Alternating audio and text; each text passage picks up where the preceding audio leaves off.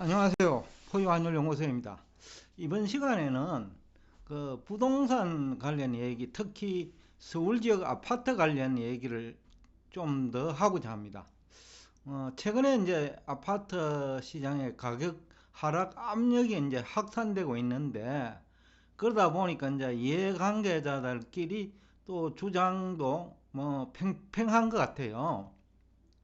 가격 상승 논리를 펴는 측에서의 주장도 있고 또 가격 하락 쪽에서 주장도 있는데, 그 두 주장을 대표하는 집단의 그 모순점은 없냐라는 주제를 가지고 나왔습니다. 2021년 11월 기준인데 실거래 가격 기준입니다. 11월 주택 가격 지수인데 서울 지역이고 10월 대비 약 한 0.79% 하락했습니다. 그러니까 아직까지는 뭐 11월 기준으로는 지난해 11월입니다. 뭐 하락했다고 할 수도 없죠. 그런데 이제 주택산업연구원은 한 2.9% 2022년에 오히려 상승할 것이라는 논리를 펴요. 건설산업연구원도 한 2% 상승할 거로 보고 있고, 국토연구원은 5.1% 정도 상승할 거다. 서울 지역 전체적으로 평균요. 그러니까 2022년에 그 가격이 상승하지 하락하지 않는다라는 논리죠. 근데 이제 이 주장의 근거는 공급이 부족하다는 거죠. 수요는 많은데 공급은 부족하다. 쉽게 말하면 관망 수요는 아직 많다. 정부가 대출 규제를 이제 하니까 그 규제가 잠시 그 효과가 있는 것이지, 그 대부분의 이제 관망 수요자들이 대기하고 있다, 이런 얘기예요. 그러면서 이분들은 톨게이트 막아놓고 고속도로 한산하다는 주장하고 똑같다. 그러니까 정부가 대출 규제 해놓고 주택시장 안정된다라는 논리가 그러는 거다는 거죠. 톨게이트 막아놓고 고속도로 한산하고 뻥 뚫려 있다, 그런 얘기가 비슷하다라는 얘기죠. 뭐 어느 정도 설득력은 있어요. 그런데 여기 주장에서, 그러니까 이해관계들 주장에서 치명적인 그 모순은 뭐냐 하면요, 수요에 대한 이해 부족 같아요. 그 다음에 기존 주택 공급은 또 생각을 안 하고 새로 신규 주택 공급만 얘기하는 것 같아요. 그게 이제 가장 핵심적인 내용인데, 앞 시간에 저희들이 한번 그 수요 곡선 그림을 그려가지고 여러분들한테 한번 시간을 가졌는데, 그 소득을 감안하지 않는 수요는 의미가 없습니다. 근데 지금 주택시장 이해관계자들이 그 소득을 감안하지 않은 수요를 자꾸 얘기한다고요. 근데 이 소득이라 하는 것은 그 시장 환경에 따라서 변하거든요. 올해 같은 경우에는 물가가 상승하면 실질 소득이 감소하거든요. 또 금리가 올라가면 또 실질 소득이 감소해요. 왜? 기존에 대출금이 있기 때문에 그 대출금 상환을 해야 된단 말이죠. 그러니까 또 수요에 영향을 주거든요. 그러니까 소득을 감안하지 않는 수요 얘기를 한다는 거지. 이 감망 수요라는 말 자체도 소득이 뭐 증가할 때에는 계속해서 감망 수요도 증가하겠죠. 그런데 소득이 감소한다면 그 감망 수요도 감소하는 거죠. 그러니까 소득을 감안하지 않는 수요는 의미가 없고, 그러면 또 앞 시간에 제가 얘기를 했는데 수요 곡선이 우상향한다면 문제는 복잡해지죠. 그 소득이 감소할 때 수요 곡선이 우상향한다면 가격 하락폭을 확대시키거든요. 그러니까 수요 곡선에 대한 이해도 부족하고 소득을 감안하지 않는 수요를 얘기하는 것도 설득력이 없는 거죠. 그 다음에 기존 주택도 공급이거든요. 그러니까 영끌들, 또 아니면 영끌이 아니다 하더라도 전세 자금을 이용해가 재투자한 사람들, 그런 사람들한테는 금리가 상승하거나 물가가 상승하거나 또 은행 측에 문제가 생길 때, 지금 은행 측에 문제가 생기는 환경이에요. 그 은행의 그 BIS 자기 자본 비율을 지금 그 훼손할 수 있는 그런 환경이거든요. 미국의 연준이 보유하는 자산 매각도 그렇고, 시장금리 상승에 따른 그 대출 이자 증가, 그리고 물가 상승에 따른 실질소득 감소, 이런 것들이 은행의 자기자본 비율, 즉 BIS 자기자본 비율을 약화시키는 요인이란 말이죠. 그럴 경우에는 은행 입장에서는 대출을 강화할 수밖에 없어요. 그러니까 고속도로를 막아놓은 것이 아니고 그 은행이 스스로 고속도로를 통행 금지를 시킨 거니까 그 대출을 막아놓은 것이 정부 측에 한 것이라면 설득력이 있는데, 은행이 만약에 스스로 한 것이라면 그것을 막아놓은 것이 아니고 어쩔 수 없이 대출을 규제할 수밖에 없는 환경이에요. 그래서 완전히 접근 방법이 틀렸다라는 얘기고, 기존 주택도 마찬가지입니다. 그 전세 자금을 이용해 가지고 재투자를 한 경우 아파트에, 이분들은 전세 가격이 하락하면 또 전세 수요는 어디서 또 생기면 이 또한 소득과 관계되어 있거든요. 전세 수요도 소득하고 관계 있어요. 그러니까 물가 상승률하고 관계되어 있고, 그분이 전세 생활을 하지만은 뭐 주식에 투자했거나 가상자산에 투자했거나 이럴 경우에 소득이 감소하는 거예요. 그러면 전세를 가격을 높여가면서는 그 세입자 그 전세 주택을 구할 수가 없다라는 거죠. 오히려 그 소득이 줄었으니까 그 비싼 전세금을 낮추는 방향으로 전세 수요가 나타난다는 거죠. 그러니까 그 근거가 부족하고 모순이라는 거죠, 주장에. 그래서 건설산업연구원, 주택산업연구원, 국토연구원 모두 이해관계자거든요. 이 이해관계자 주장은 항상 설득력이 없어요. 주식시장도 뭐 주가지수 3,400 할 때는 4,000 간다 얘기했잖아요. 근데 지금 2,800도 지금 불안해하고 있는 그런 환경이거든요. 가상자산 전문가들도 뭐 지난해 연말까지 1억 간다라고 했는데 10만 달러죠. 우리나라 돈으로는 1억 1,800인데, 그런데 거꾸로 1,000만 원도 지키기 어려워갖고 지금 굉장히 힘들어하고 있거든요. 그래서 이해관계자들의 주장은 항상 설득력이 부족해요.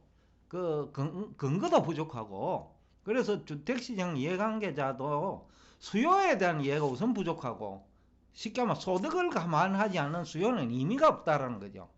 근데 금년에는 물가 상승해가지고 소득 감소하고, 환율 올라가지고 소득 감소하고, 또 그래도 물가 오르니까요. 이중으로 물가 상승 요인이 있다는 거죠.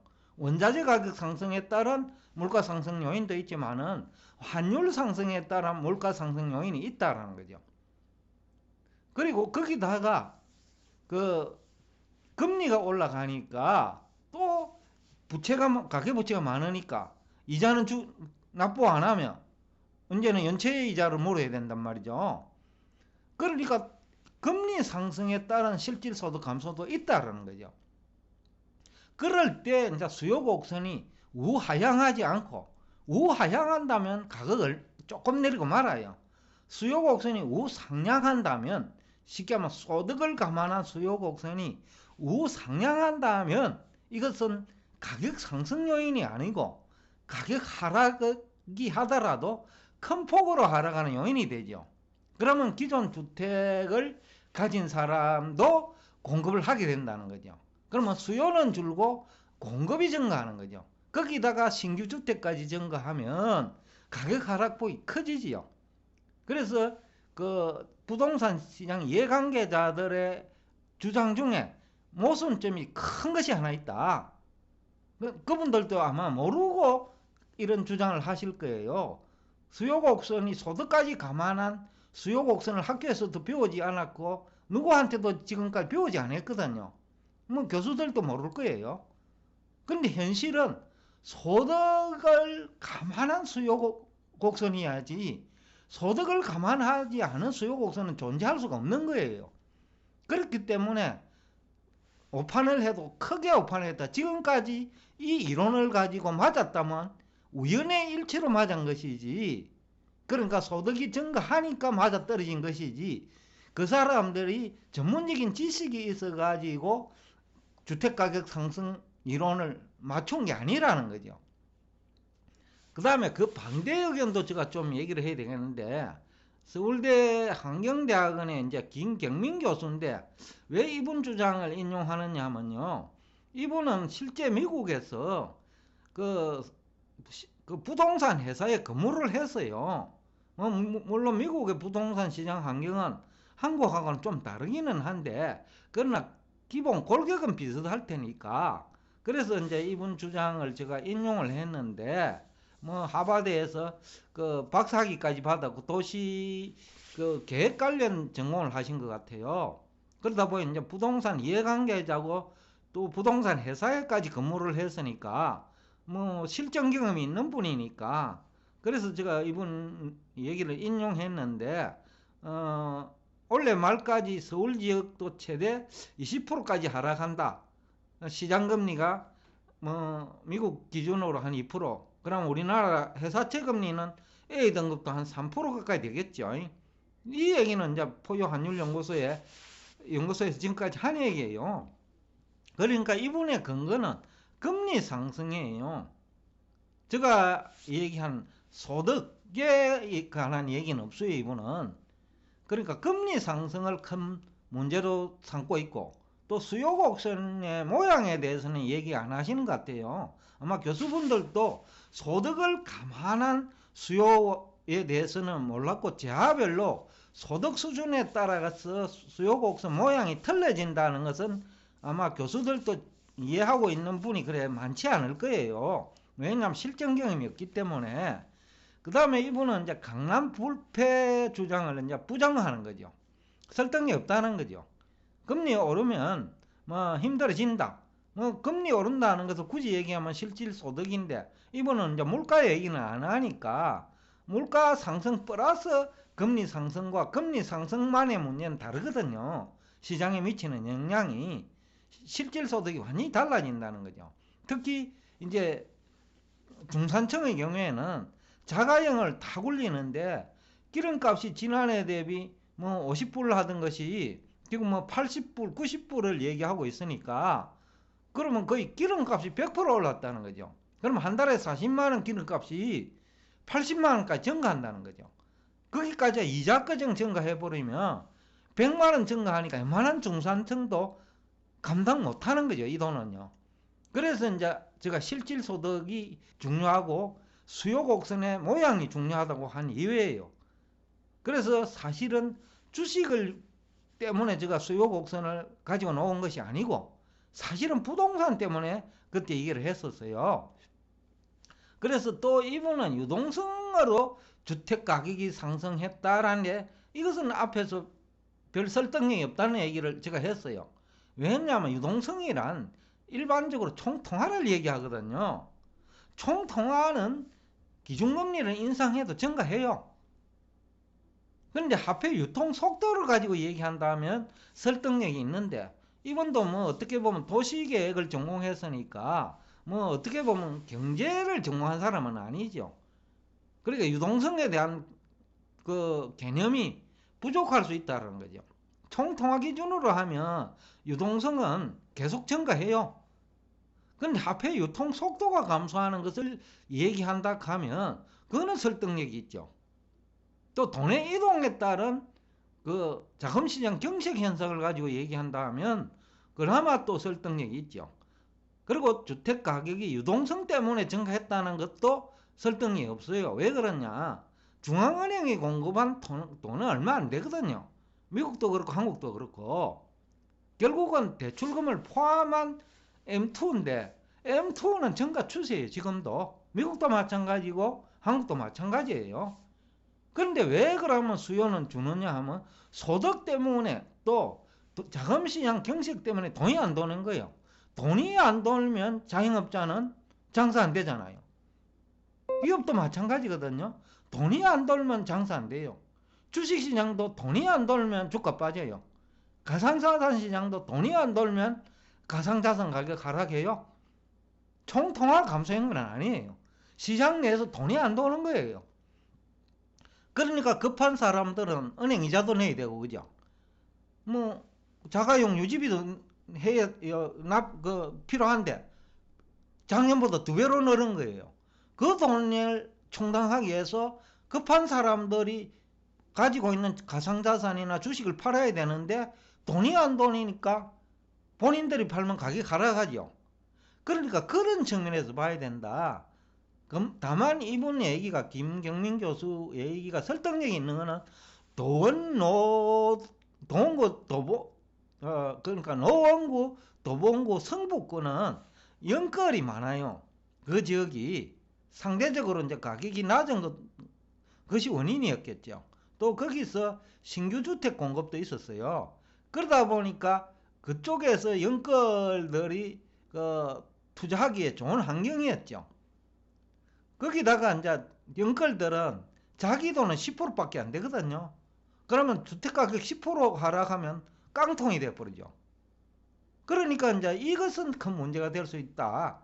그래서 김경림 교수가 근거로 제시한 얘기 중에 금리 상승은 어느 정도는 얘기되고, 그 다음에 연끌이 많다라는 얘기는 뭐 설득력이 있어요. 그러나 나머지 유동성의 얘기는 그렇게 설득력이 없어요. 앞으로도 유동성은 증가할 때니까요. 결국 소득을 감안한 수요와 소득을 감안한 기존 주택 공급자, 이것이 핵심이에요. 그러니까 중요한 것은 놓치고 엉뚱한 데서 원인을 다 찾고 있다. 그러니까 가격 상승을 얘기하는 사람도 중요한 것은 제가 볼 때 놓친 게 아니라 모르고 있으니까 얘기를 할 수가 없는 거죠. 그렇고 그 다음에 가격 하락 논리도 유동성만으로는 얘기하면 안 된다. 유동성은 지금도 증가하고 있다. 라는 얘기를 하면서 오늘 여러분과 대화를 여기서 마치겠습니다.